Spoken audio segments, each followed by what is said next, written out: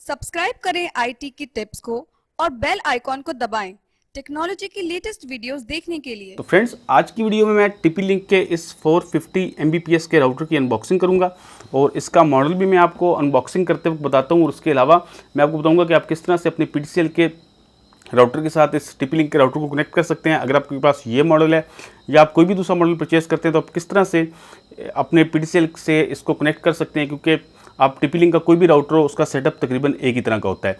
और वीडियो के लास्ट में मैं आपको बताऊंगा कि जबकि PTCL हमें एक राउटर देता है, जब हम इंटरनेट सर्विस PTCL की लेते हैं तो क्या हमें एक्स्ट्रा राउटर लेना चाहिए या नहीं लेना चाहिए। तो वीडियो के लास्ट में मैं ये बात भी करूँगा, तो वीडियो को लास्ट तक देखते रहिएगा। लास्ट पोर्शन जो है वो काफ़ी इंपॉर्टेंट है। तो मैं इसकी अनबॉक्सिंग करता हूँ, आप वीडियो को लाइक कर दीजिए। मेरा नाम है खुर्रम अब्बास, आप देख रहे हैं IT की टिप्स। तो फ्रेंड्स, ये है TP-Link का 450 Mbps का राउटर। इसका मॉडल है TLWR940N। बॉक्स के अगर आप राइट साइड पे देखते हैं तो यहाँ पे आपको सबसे ऊपर TP-Link की ब्रांडिंग नज़र आ रही है। नीचे एक राउटर की तस्वीर दी गई है और यहाँ पे नीचे इजी सेटअप एंड यूज़ है कि आपने इसको किस तरह से राउटर को सेटअप करना है, उसका तरीका बताया गया है।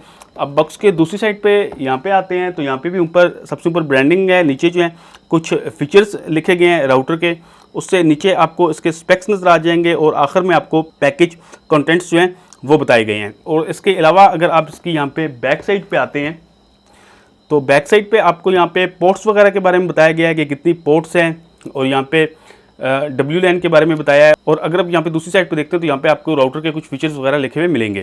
तो हम बॉक्स को ओपन कर लेते हैं सबसे पहले और देखते हैं कि राउटर किस तरह का है, और इसके बाद मैं इसको आपको सेटअप करके दिखाता हूँ।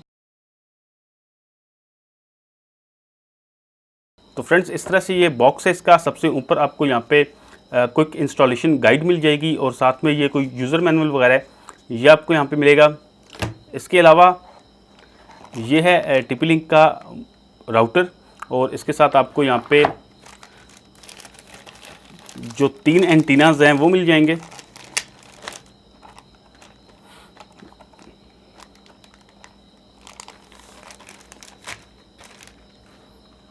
ये आप देख सकते हैं, ये इस तरह के राउटर की लुक है और साथ में ये इसके 3 जो है वो ऊपर एंटीनाज हैं।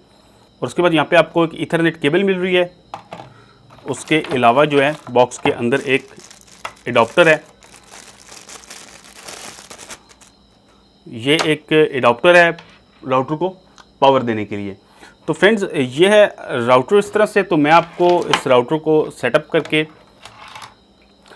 अपने PTCL का जो मोडेम है उसके साथ कनेक्ट करके मैं आपको दिखाता हूं, और मैं आपको सबसे पहले बताऊं कि इसको आपने कनेक्ट किस तरह करना है। तो फ्रेंड्स, सबसे पहले आपने ये वैन पोर्ट के अंदर ईथरनेट की केबल लगानी है इस तरह से, और जो केबल की दूसरी साइड है ये आपने PTCL के मोडेम में लगानी है।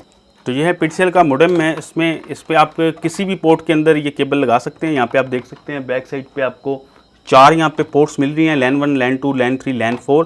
तो आप ये किसी भी पोर्ट के अंदर लगा दें। इसके बाद आपने अपने राउटर को पावर देनी है।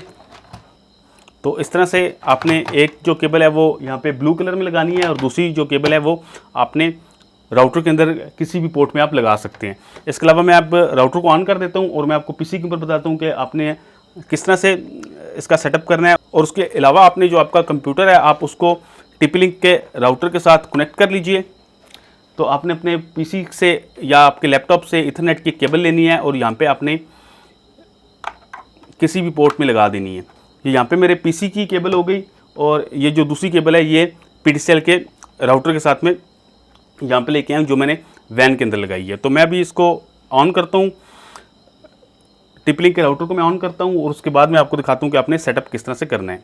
तो फ्रेंड्स, सबसे पहले यहाँ पे आपने ये एड्रेस लिख लेना है 192.168.0.1, और उसके बाद यहाँ पे आपको यूज़र नेम और पासवर्ड का ऑप्शन मिलेगा। तो यहाँ पे आपने इसको एडमिन करके लॉगिन करना है, दोनों में आपने एडमिन करना है।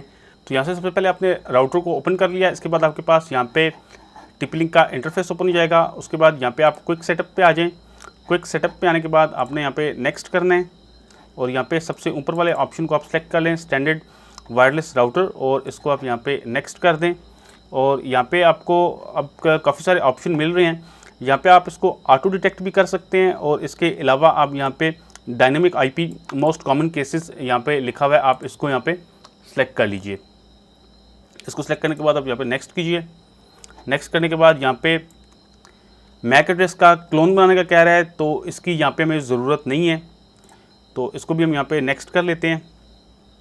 और इसके अलावा यहाँ पे अब ये वाईफाई का आ गया है कि अगर आप वाईफाई पे कोई पासवर्ड वगैरह यहाँ पे चेंज करना चाहते हैं तो आप कर सकते हैं। तो यहाँ पे मैं वाईफाई का पासवर्ड लगा देता हूँ कोई भी। तो यहाँ पे मैंने वाईफाई का पासवर्ड लगा दिया और इसके बाद मैं इसको यहाँ पे फिनिश कर देता हूँ।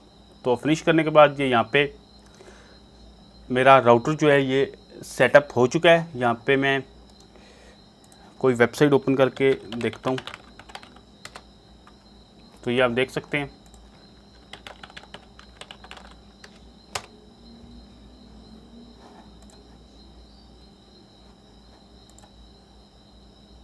फ्रेंड्स इस तरह से बिल्कुल सिंपल सा सेटअप है, इसमें कुछ भी नहीं करना, खाली आपने वैन के अंदर एक केबल लगानी है और उसके बाद आपने पीटीसीएल के राउटर में केबल लगानी है, उसकी ईथरनेट की वही केबल आपने पीटीसीएल के राउटर में लगानी है। तो ये दोनों आपस में कनेक्ट हो जाएंगे और आपने इंटरफेस ओपन करके सिर्फ क्विक सेटअप करके सिर्फ एक दो आगे मज़ीद सेटअप्स हैं उनको आपने फॉलो करना है, उसके बाद आप इसको कनेक्ट कर सकते हैं। फ्रेंड्स लास्ट में मैं आपको बताता चलूँ कि अक्सर लोग TP-Link का राउटर या कोई भी दूसरी कंपनी का राउटर ले लेते हैं ये सोच के कि अगर वो ये राउटर खरीदेंगे तो इससे उनकी जो इंटरनेट की परफॉर्मेंस है या उनका इंटरनेट अगर डिस्कनेक्ट हो रहा है बहुत ज़्यादा तो उसमें कोई फ़र्क पड़ेगा।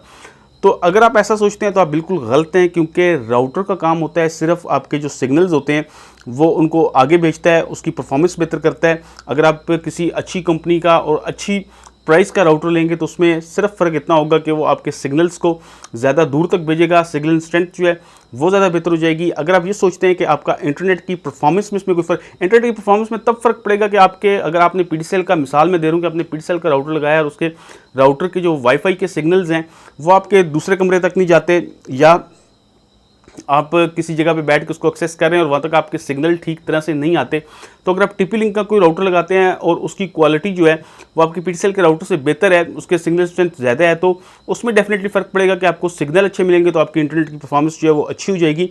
लेकिन बेसिकली अगर आपने 8 MB का इंटरनेट लगाया है, 15 MB का इंटरनेट लगाया है या कोई भी आपने पीटीसीएल का इंटरनेट लगाया है तो उसकी स्पीड में जो आपको कोई फ़र्क नहीं मिलेगा।